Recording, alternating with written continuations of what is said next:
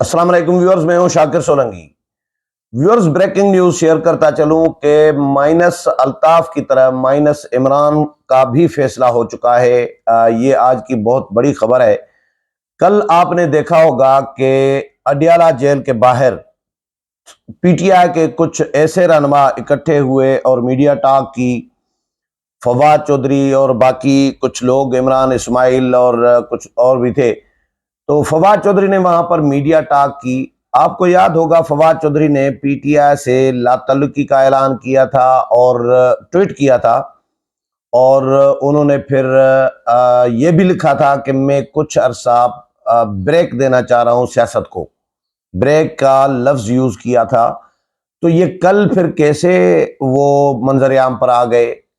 तो अगर फवाद चौधरी मंजर आम पर लातल्लुकी का ऐलान करने और सियासत छोड़ने का या ब्रेक लगाने का ऐलान करने के बाद भी फवाद चौधरी अगर अडियाला जेल के बाहर पहुंच जाते हैं, तो फिर सवाल ये पैदा होता है और मीडिया टॉक करते हैं और कहते हैं कि जी पीटीआई के लोगों के साथ राब्ते मैंने किए हैं।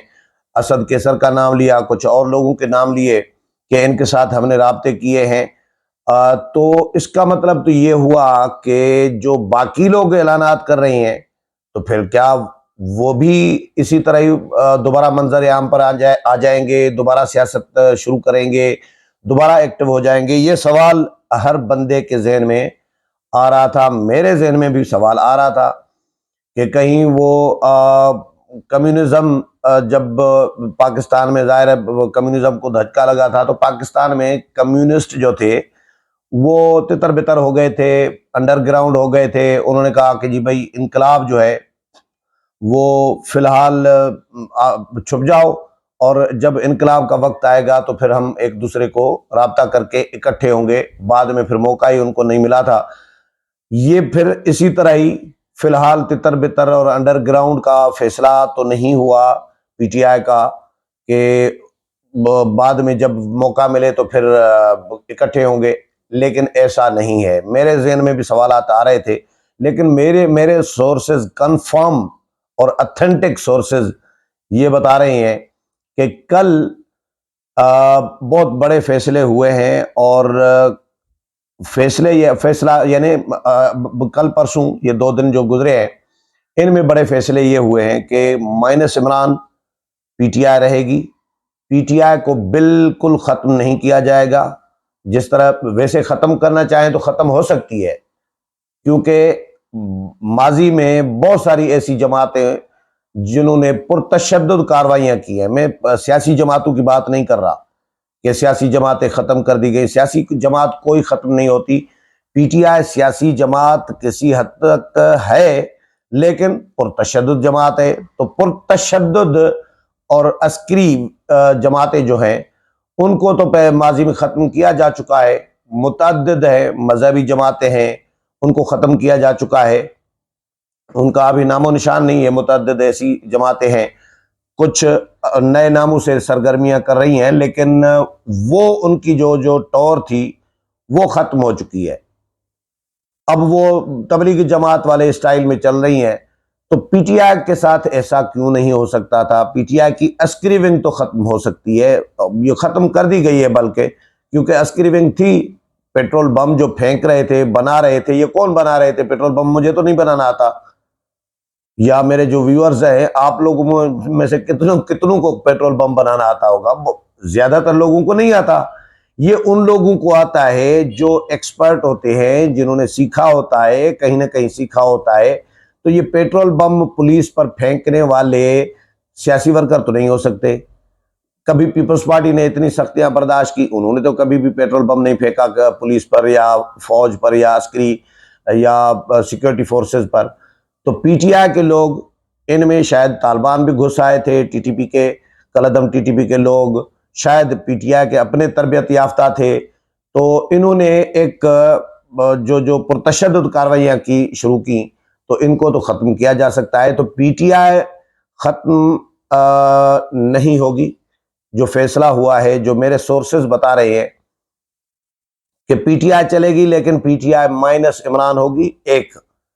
दूसरा, पीटीआई में जो सीनियर लोग हैं, जो वाकई सियासतदान हैं, माजी में भी इमरान खान से पहले भी सियासत करते रहे हैं। जब इमरान खान क्रिकेट खेलते थे तो उस वक्त भी सियासत करते थे, या इमरान खान ने पार्टी भी बनाई तो उसके बाद भी मुख्तलिफ जमातों में सियासत कर रहे थे, तो उन लोगों को सियासत करने दी जाएगी, उन लोगों के हवाले की जाएगी पीटीआई।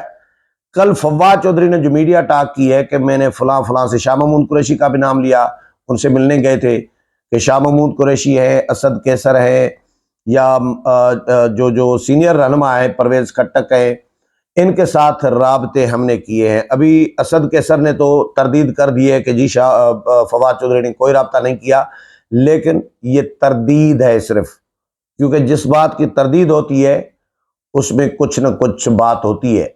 ये हमारा सहाफती तजुर्बा ये रहा है कि जो तरदीद करे तो इसका मतलब है दाल में कुछ काला है, यानी राब्ता हुआ है। तरदीद ऐसे ही वक्ती तौर पर होती है, फेस सेविंग के लिए होती है, दुनिया को दिखाने के लिए होती है।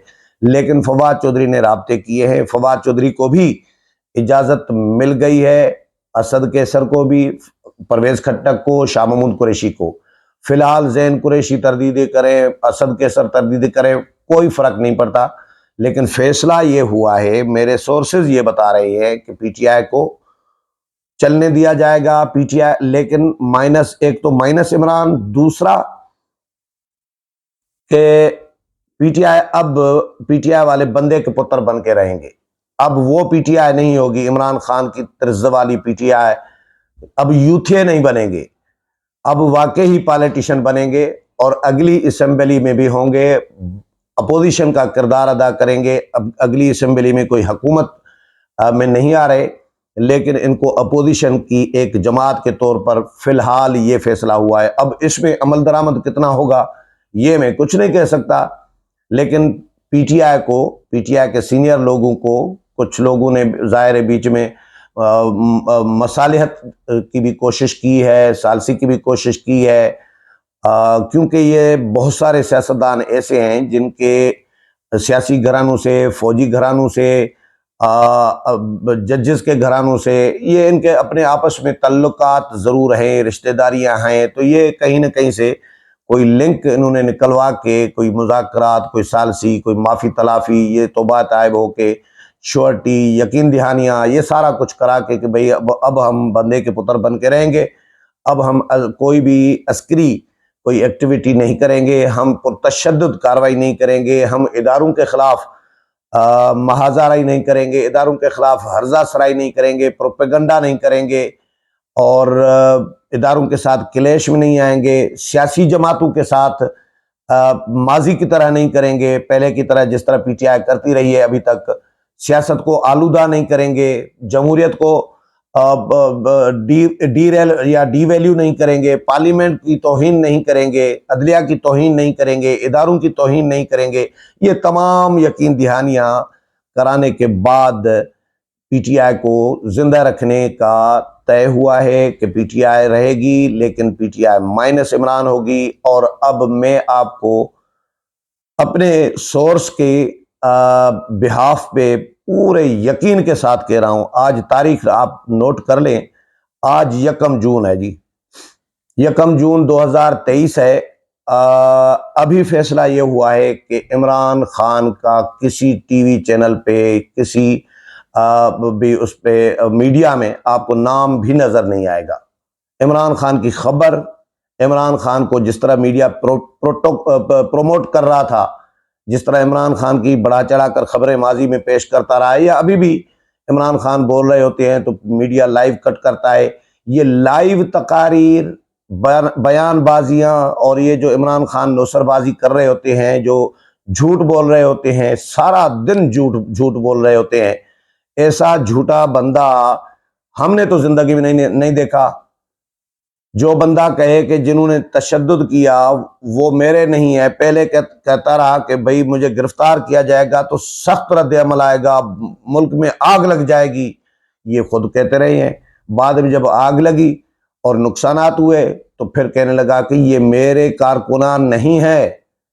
तो ऐसे बंदे को, और ये तो एक झूठ है, पता नहीं और कितने झूठ बोलता रहा है, कभी साइफर, कभी अमेरिका, कभी मोहसिन नकवी ने साजिश की, कभी नवाज शरीफ ने, कभी शहबाज शरीफ ने, कभी राना सनाउल्लाह ने, कभी अमेरिका ने। तो इनके बयान गोलियां लगती हैं जी, मुझे 6 गोलियां लगी, मैं फिर भी बच गया। यार ये क्या तमाशा है, ये मदारी है क्या है? हंसी आ रही होती है बंदे को। इमरान इस्माइल को 4 गोलियां कपड़ों में से गुजर गई। हाँ जी, ये फैसल खड़ा है, फैसल के चेहरे पे ब्लड मैंने देखा, वो फलां गिर गया मेरे ऊपर, पांव से गोलियां लगी, मेरे सर से गुजर गई। अब ये इस तरह का लोगों को बेवकूफ बना रहे होते हैं कि यार ये कैसा तमाशा है। तो ऐसे बंदे को माइनस करना जरूरी था, जो एक फितना बन के उभरा था लोगों की और नई नस्ल की अखलाकियात तबाह कर दी थी, सियासत तबाह कर दी थी, इदारे तबाह कर रहा था। इदारों के साथ इंडिया के जो एंकर पर्सन है, जो वीलागर्स हैं, वो खुश हो रहे हैं, वो कह रहे हैं कि जी इमरान खान हमारा काम कर रहे हैं, जो हम नहीं कर सके वो इमरान खान कर रहे हैं। कि पाक फौज को, अपनी फौज को अपने ही शहर में, अपने ही मुल्क में लोग जो है गालियां दे रहे हैं। ये अल्फाज हैं इंडियन टीवी चैनल्स के, इंडियन एंकरों के। तो ये इमरान खान किसके एजेंडे पे? और फॉरेन फंडेड लीडर तस्लीम हो चुका है, साबित हो चुका है, रियासत के रिकॉर्ड के मुताबिक वो फॉरेन फंडेड है। इंडिया से फंडिंग, इसराइल से फंडिंग, बाकी दुनिया से फंडिंग। तो ये किसके एजेंडे पर काम कर रहा था? अब तो किसी से ढकी छुपी बात नहीं है। मैं मजहबी मामलात से हट के पॉलिटिक्स के मामलात पर बात कर रहा हूँ। मजहब पे आएंगे तो वो तो आप सारे सुन रहे होते हैं, सोशल मीडिया भरा पड़ा है। लेकिन सियासत की मैं बात कर रहा हूँ।